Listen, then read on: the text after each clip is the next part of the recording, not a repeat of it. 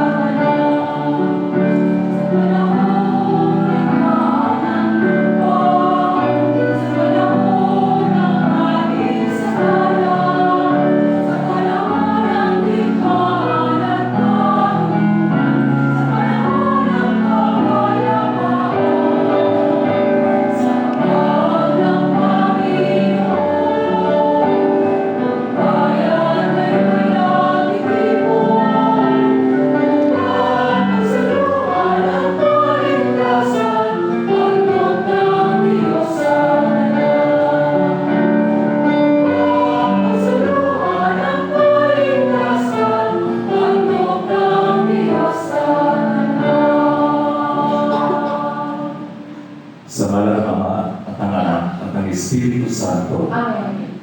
Pagpalain si Jesus na nagligtas sa atin sa sumpa ng kasalanan at kamatayan. Sumainyo lahat ng kanyang biyaya at kapayapaan. At sumainyo rin. Sa paghahanda natin ipagdiwang ang banal na misteryo, alalahanin natin ang ating mga kasalanan at idalangin sa Panginoon ang kapatawaran at lakas ng loob.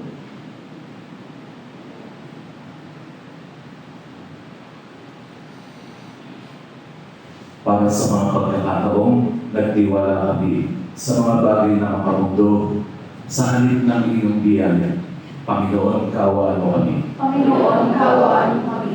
Para sa mga pagkakataong tayo'y nagpahina ng kalooban ng ating kapwa sa halip na maging pampasigla sa kanila, Kristo, kaawaan mo kami. Kristo, kaawaan mo kami. Para sa mga pagkakataong hindi kami nakapagbigay saksi kay Jesus at sa kanyang ebanghelyo sa aming pang-araw-araw na buhay, Panginoon, kaawaan mo kami. Panginoon, kaawaan mo kami. Kaawaan tayo ng makapangyarihang Diyos, patawarin tayo sa ating mga kasalanan, at pagtubayan tayo sa buhay na walang hanggan. Amen.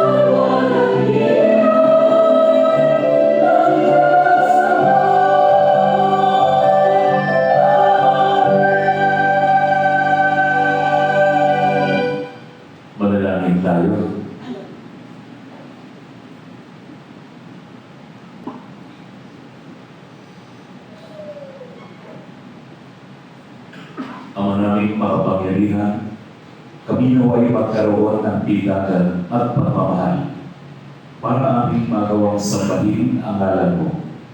Sapagkat sa mga pinatatalak sa iyong pag-ibig, ikaw ay walang pinababayang masadla sa ligali.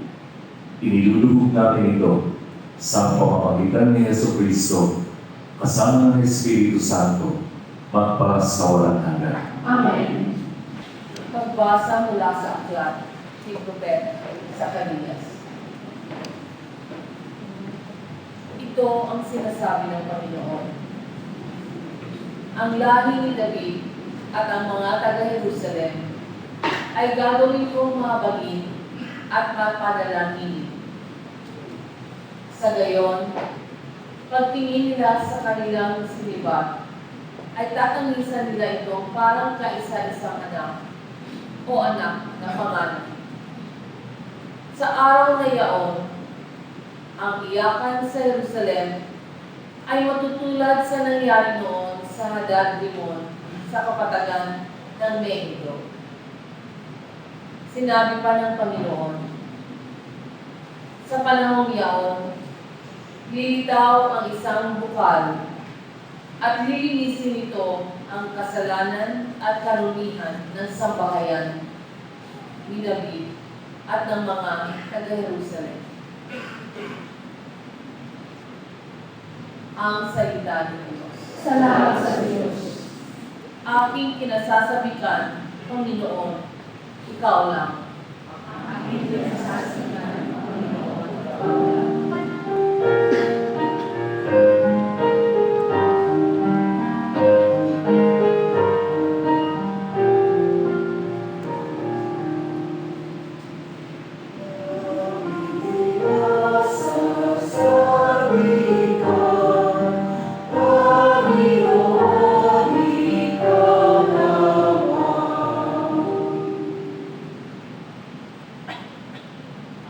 O Diyos, ikaw ang aking Diyos na lagi kong hinahanap.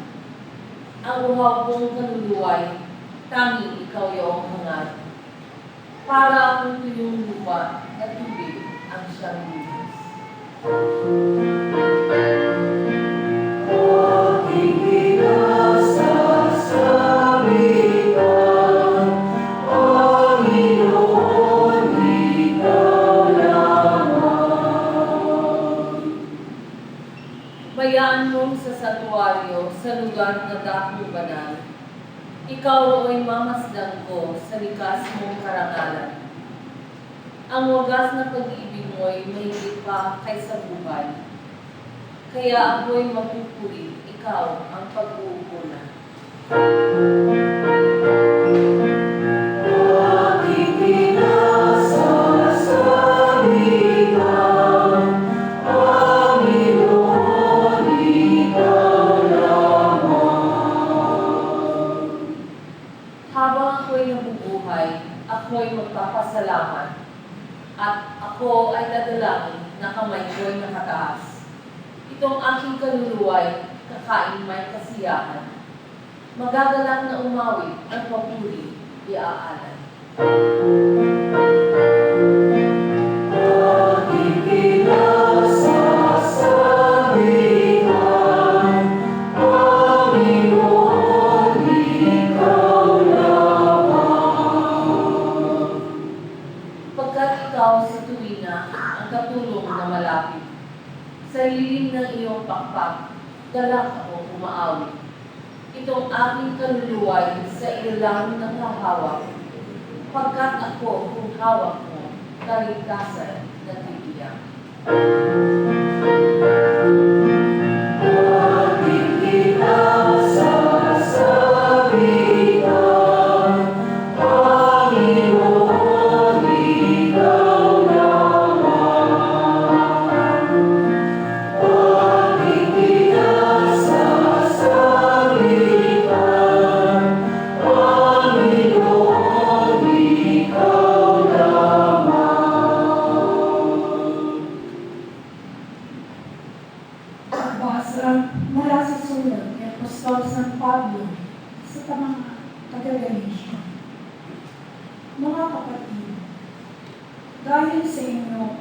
Dahil kay Kristo Jesus, kayong lahat ay anak ng Diyos.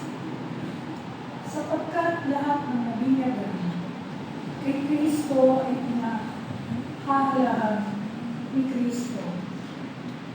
Wala nang pagkakaiba ang Hudyo at ang Griego, ang alipin at ang malaya, ang lalaki at ang babae.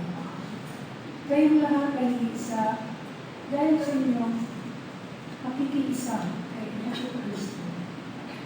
Kung kayo'y kay Kristo, kabilang kayo sa lahi ni Abraham at tagapagmana ng mga ipinangako ng Diyos. Ang salita ng Diyos. Salamat sa Diyos. Pagsipayo po namin.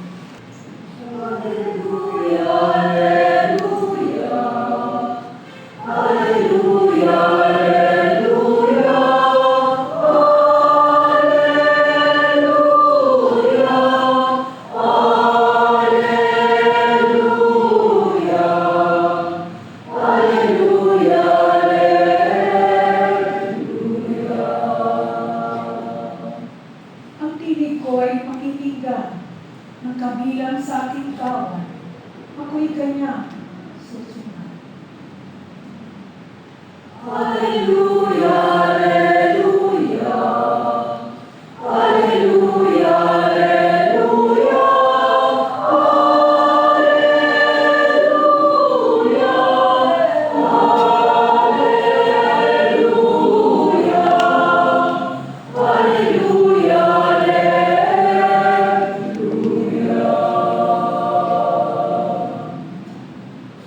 Sumainyo ang Panginoon. At sa inyo rin.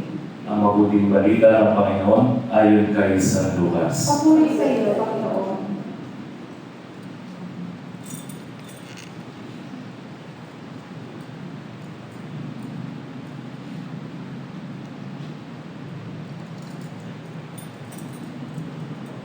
Isang araw, samantalang nananalangin mag-isa si Jesus, lumapit sa kanya ang kanyang mga alagad. Tinanong niya, "Sino raw ako ayon sa mga tao?" Sumagot sila, "Ang sabi ko ng ilan ay si Juan Bautista kayo. Sabi naman ng iba, si Elias kayo. At may nagsasabi pang nabuhay ang isa sa mga propeta noong una. Kayo naman, ano ang sabi ninyo?" Tanong niya sa kanila. "Ang Mesiyas ng Diyos," sagot ni Pedro. Itinagubili ni Jesus sa kanyang mga alagad na huwag nilang sasabihin ito kanino man. At sinabi pa niya sa kanila, "Ang anak ng tao'y dapat magbata ng maraming hirap. Itatakwil siya ng matatanda ng bayan, ng mga punong saserdote at ng mga eskriba. Ipapapatay nila siya. Ngunit sa ikatlong araw ay muling mabubuhay."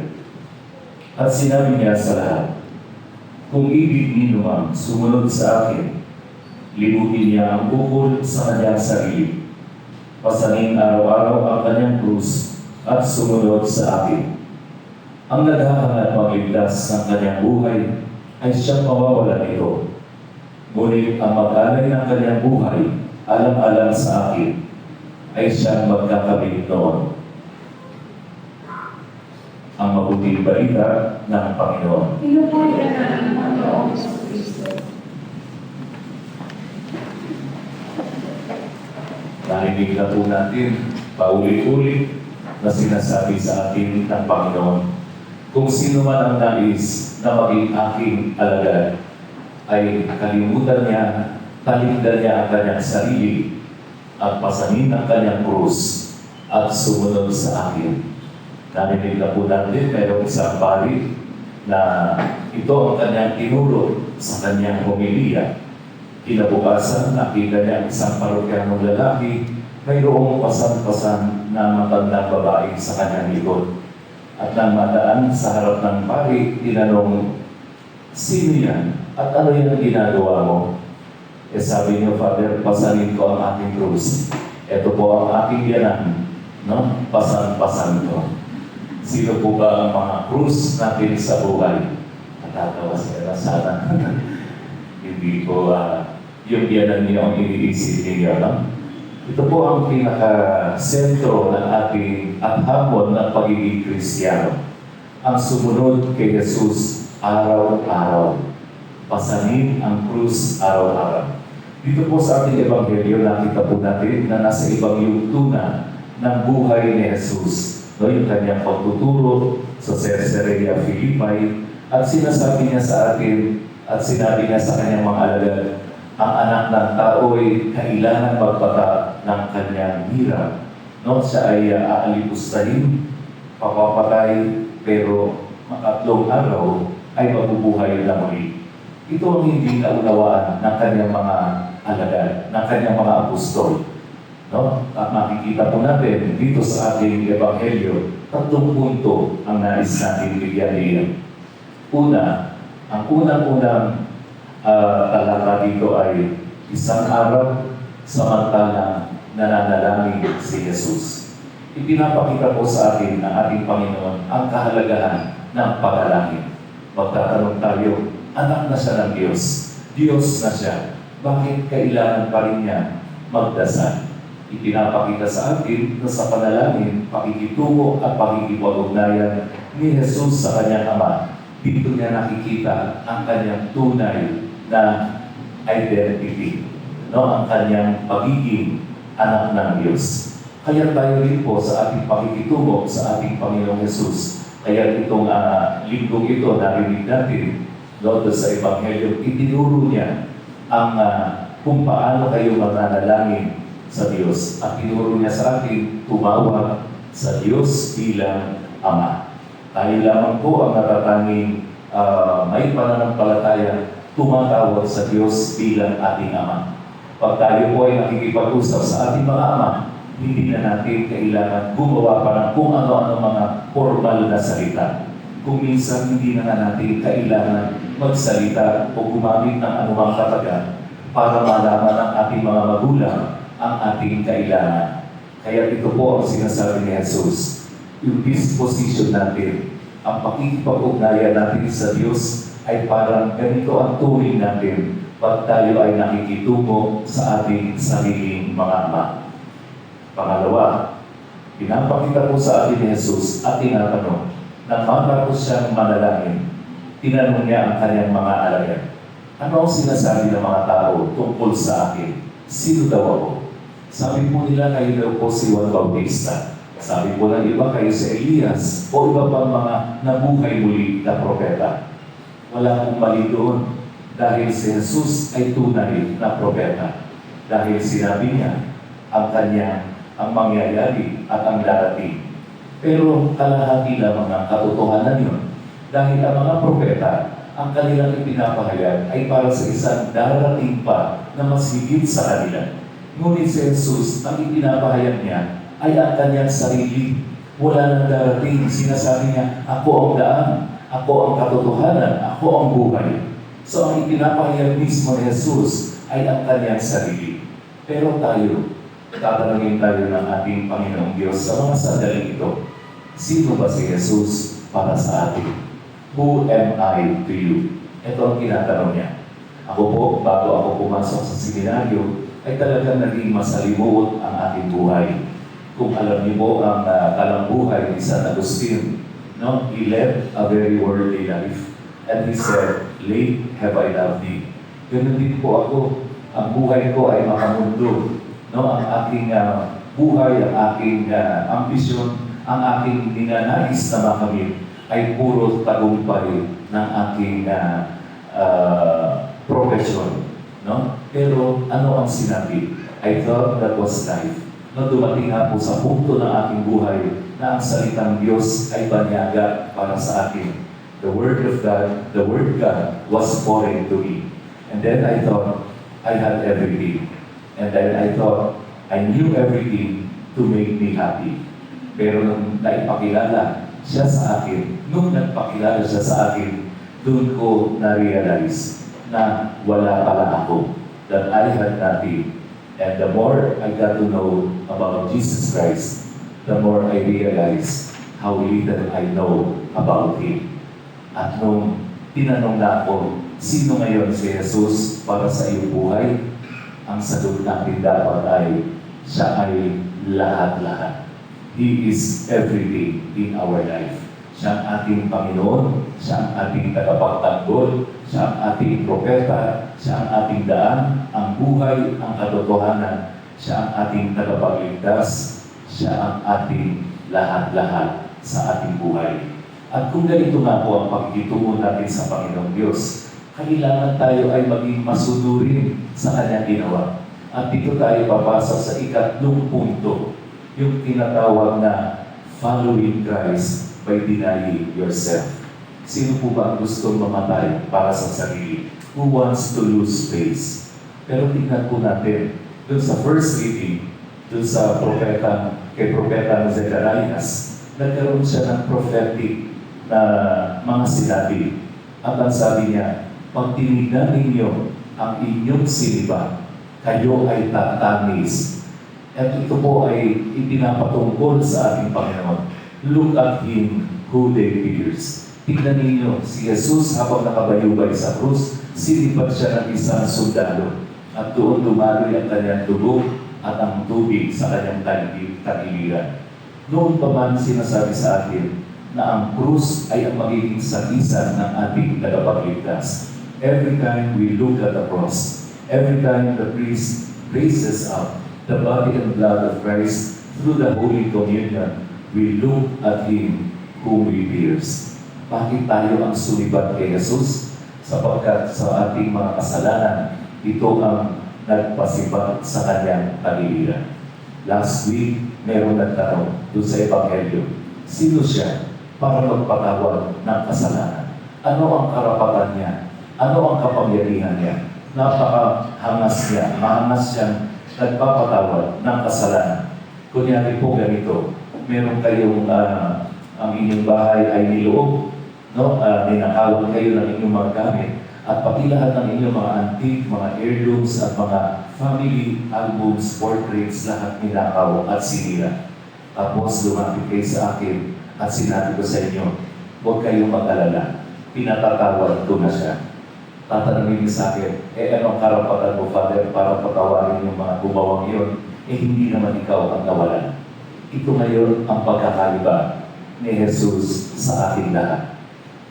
Maaari tayo magpatawad ng taong nakagawa ng mga pagkakamali, mga kasalanan sa atin. Pero tanging si Jesus lang, tanging ang Diyos lang, ang magpapatawad ng ating mga kasalanan. At yun po ang malaking pagkakaiba. We may forgive the people who have done wrong against us, but it is only God who can forgive the sins. At ito ang kanyang sinasabi. Sa tuwing tinitingnan po natin ang krus na yan, ang sagisan ng dakilang pag-ibig ng Diyos, ipinapakita sa atin ni Jesus at ipinapaalala sa atin, ito ang nagpatawad ng inyong mga kasalanan. Narito po tayo ngayon, malapit na siguro tayo matapos sa ating taon ng pananampalataya, mahigit na kalahati na. Sana po ang tinatanong natin sa ating mga sarili, lumago ba? Lumakas ba? Lumalim ba ang aking pananampalataya sa Diyos? Na sa kabila ng aking mga problema at pagsubok sa buhay, patuloy akong nananalig at nagtitiwala sa kabutihan ng Diyos. Amen.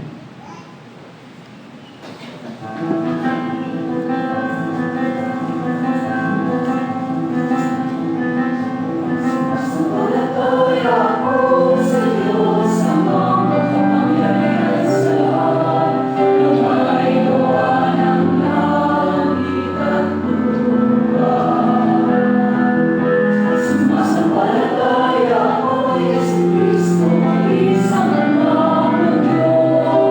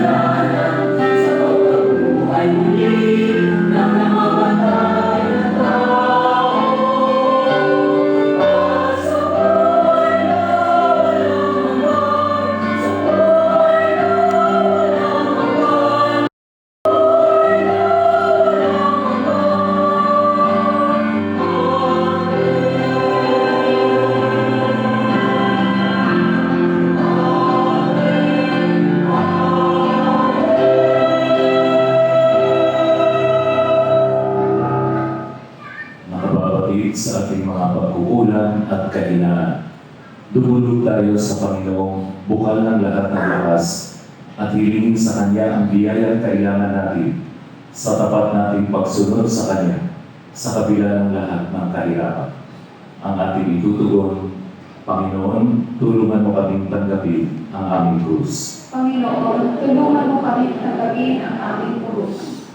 Para simba ang panlahat, nawa, dapat niyang ipagpatuloy ang pagkakahayag ng kaligtasang kaakibat ng Diyos ni Cristo sa mundong nagpapahalaga lamang sa ginhawa at tagumpay. Manalangin tayo. Panginoon, tulungan mo kaming tanggapin ang aming krus. Para sa Santo Papa, ating obispo at mga pari, at lahat ng nanunungkulan. Nawa, pagkalooban sila ng Panginoon ng lakas sa kailangan nila sa tapat na pagpasa ng krus ng kanilang mga pananagutan. Manalangin tayo. Panginoon, tulungan mo kaming tanggapin ang aming krus.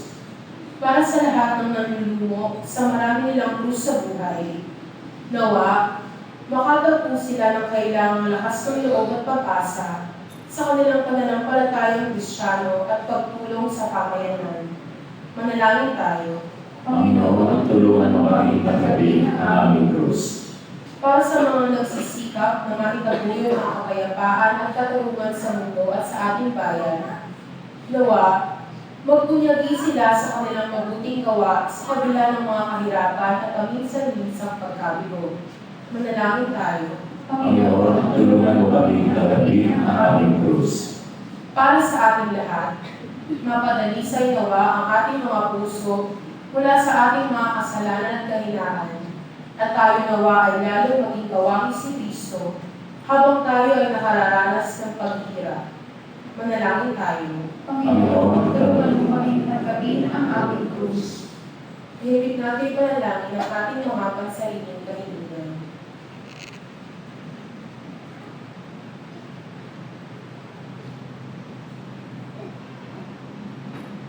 Manalangin tayo. Panginoon, tulungan mo kaming tanggapin ang aming krus. Panginoong Diyos, patuloy mo kaming tulungan sa pagsisikap namin maging tapat sa iyo sa pagtupad ng aming mga tungkulin pang-araw-araw, kahit na nangangailangan ito ng sakripisyo. Ang iyong biyaya at pag-ibig ay maging bukal nawa ng aming lakas. Ikaw na nabubuhay at nag-ahari ng walang hanggan. Amen.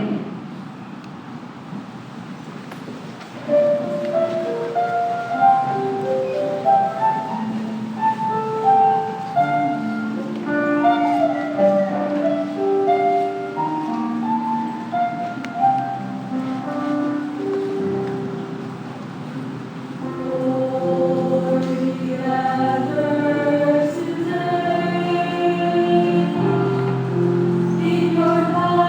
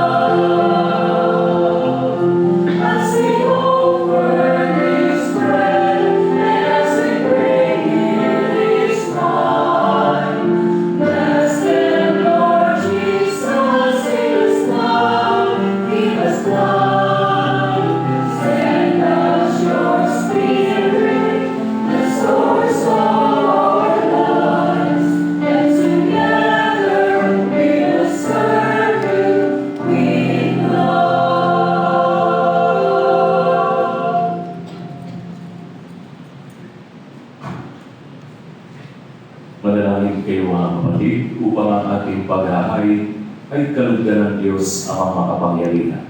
Ang kapinawa ng Panginoon, itong pagkakain sa iyong mga kamay, sa kapulitan niya at karahalan sa ating kapanginabangan at sa buong sambayanan ng banal. Ama naming lumikha, tanggapin mo ang aming paghahari ng pagpupuri sa iyong kabutihan sa amin.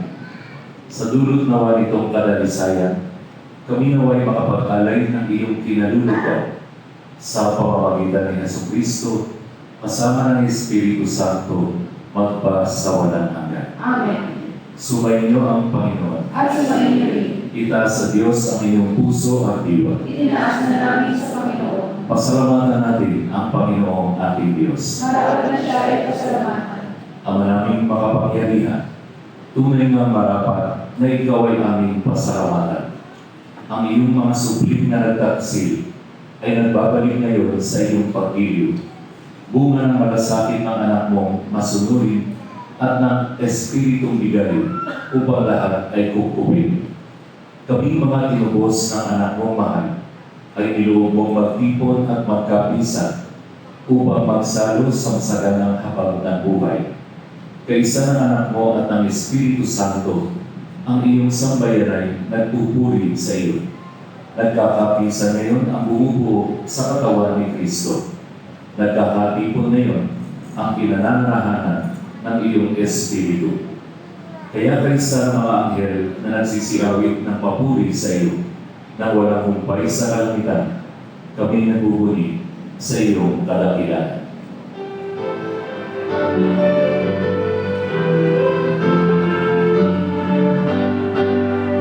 Santo, Santo, Santo, Diyos ng makawalan, susalangit ang langit at lupa, sana, o sana, sa kaligtasan,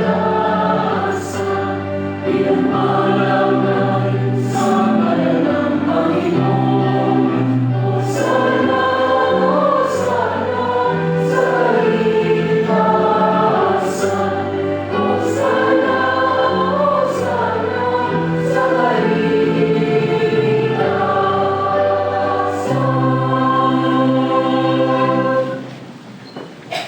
Ama namin banal, ikaw ang bukal ng tanang kabanalan.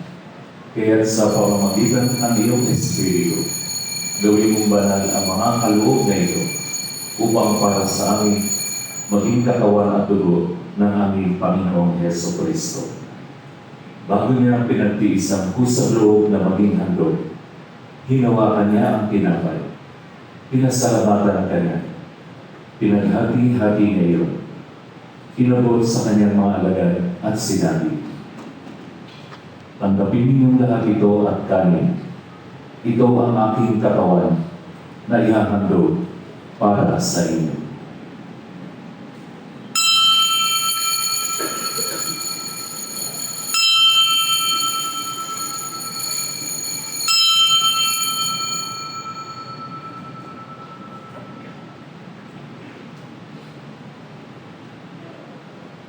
Gayon din naman matapos ang hapunan. Hinawakan niya ang kalis. Muli kanyang pinasalamatan. Inabot niya ang kalis sa kanyang mga alagad at sinabi, "Tanggapin ninyong lahat ito at inumin. Ito ang kalis ng aking dugo, na bago at walang hanggang tipan. Ang aking dugo ay bubuhos para sa inyo at para sa lahat sa ikapagpapatawad ng mga kasalanan. Gawin niyo ito sa pag-alala sa akin."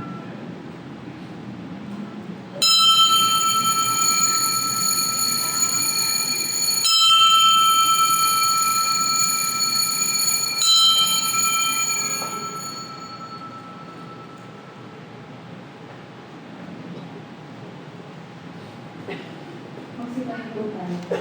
Ang misteryo ng pananampalataya. Si Kristo ay buhay-buhay, sarili ay inihain, bilang pagkain inumin, pinasasaluhan natin, hanggang sa siya'y dumating, hanggang sa siya'y dumating.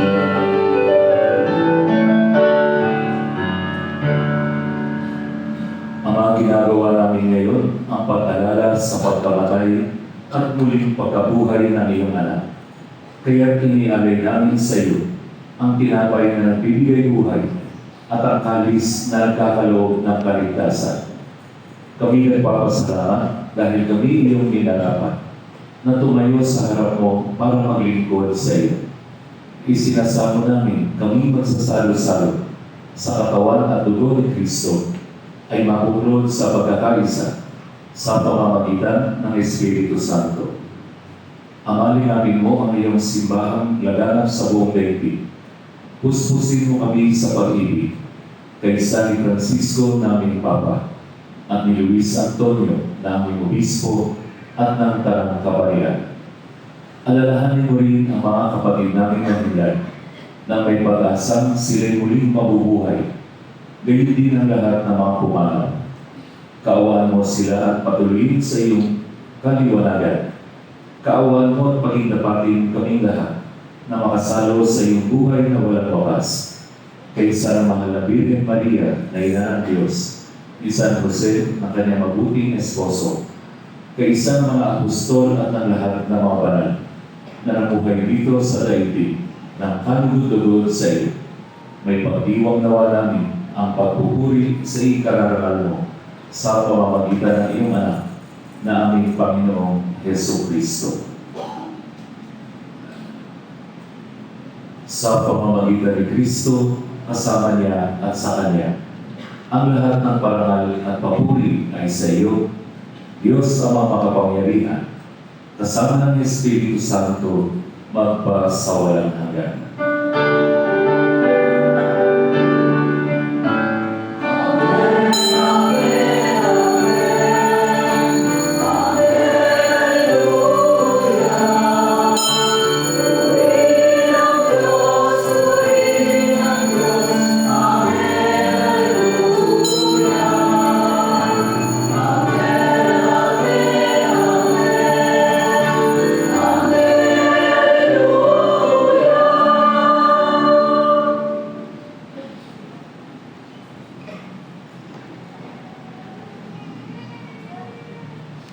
Mga kapatid, mahal tayo ng Diyos, hindi dahil tayo ay mabuti.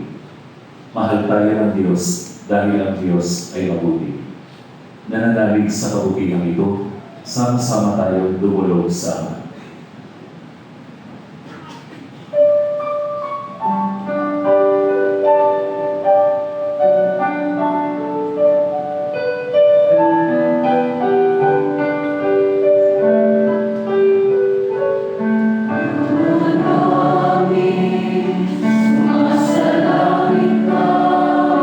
Sambahin ang ngalan mo, mapasa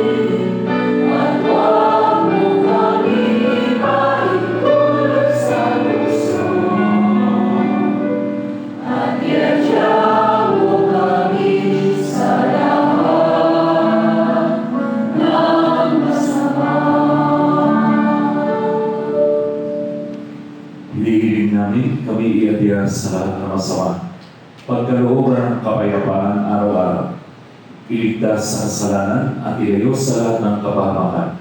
Samantalang aming pinananabigan ang dakilang araw ng pagpapahayag ng tagapagligtas namin si Yesu Kristo. Sapagkat sa iyo ang kaharian at ang kapangyarihan at ang kapurihan magpakailanman. Amen. Panginoong Yesu Kristo, sinabi mo sa iyong mga apostol, kapayapaan ang iniiwan ko sa inyo, ang aking kapayapaan ang ibinibigay ko sa inyo. Tunghayan mo ang aming pananampalataya at huwag ang aming mga paulit-ulit na pagkakasala. Pagkalooban ang kami ng kapayapaan at pagkakaisa ayon sa iyong kalooban, kasama ng Espiritu Santo, magpa sa walang hanggan. Amen. Ang kapayapaan ng Panginoon ay laging sumainyo. At sa iyo din. Ipahayag po natin ang kapayapaan ni Kristo sa ating kapwa.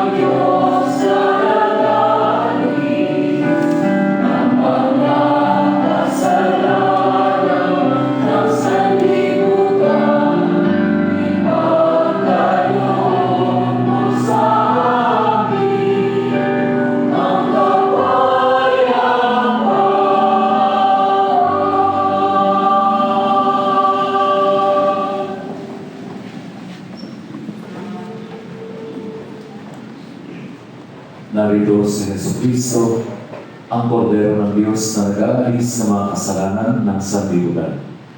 Mapapalad tayong mga inaanyayahan niya sa kanyang banal na piling. Panginoon, hindi ako karapat dapat na magpatuloy sa iyo, ngunit sa isang salita mo lamang ay gagawin na ako.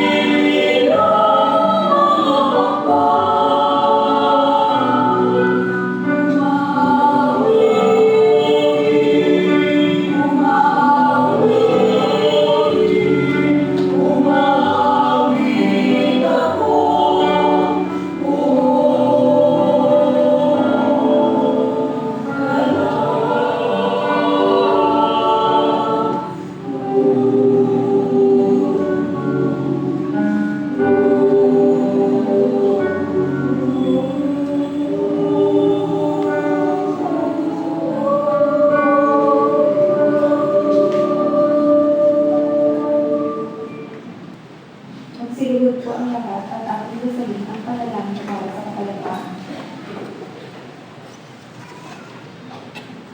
Panginoon, sa panahon ng pangangailangan, ay humihingi kami ng tulong, bunga ng aming pagkamulat sa nagbabantang pagkawasak ng kapaligiran ipinagkaloob niyo sa amin, bunga ng malawakang pagdalaga ng Iglesia sa iba't ibang panig ng mundo. Pagkalooban ninyo kami ng sapat na lakas upang maipalaganap ang kabutihan, katarungan, pagmamahalan at kapayapaan. Sa gitna ng labanan, ituro ninyo sa amin ang pagtutulungan, sa kasaganaan, ang pagbibigayan. Sa karamitaan, magkaroon po sana ng maayos na pamumuhay. Kung mangingibabaw ang pagkamakasarili, ituro ninyo sa amin ang kababaang loob. Sa kawalan ng katarungan, matutunan sana namin ang pagsisisi at pagbabalik loob sa Diyos. Kung may di pagkakaunawaan, magkaroon po sana ng pagkakasundo at pagkakaisa. Sa kawalan ng pag-asa, maihatid po sana namin ang mabuting balita. Turuan mo kami kumalinga sa halip na kalingain, maglingkod sa halip na paglingkuran. Huwag po sana kami maghangad ng karangyaan at punuin ninyo kami ng inyong pag-ibig at kalwalhatian. Pahintulutan ninyo kami maging katulad ninyo, sapagkat sa ganitong paraan lamang namin matatagpuan ang tunay na kahulugan ng buhay na makapagbibigay sa amin ng bagong pag-asa. Amen. O Maria, Reyna ng Kapayapaan, Panalangin mo kami. magsigalit po tayo. Manalangin tayo. Ama naming mapagmahal, kami na kinabang sa katawan at dugo ng iyong anak ay sumasamo sa iyong habag upang ang aming taimtim na dinala ay maging pagtanggap namin sa tiyak mong pagliligtas sa pamamagitan ni Jesucristo kasama ng Espiritu Santo magpa sa walang hanggan. Amen. Sumainyo ang Panginoon. At sumainyo. Pagpalain kayo ng mga pagpapalihang Diyos, Ama, Anak, at Espiritu Santo. Amen. Tapos na ang ating pag-iiwang, humayo kayo taglay ang pag-ibig at kapayapaan ni Kristo. Salamat sa Diyos.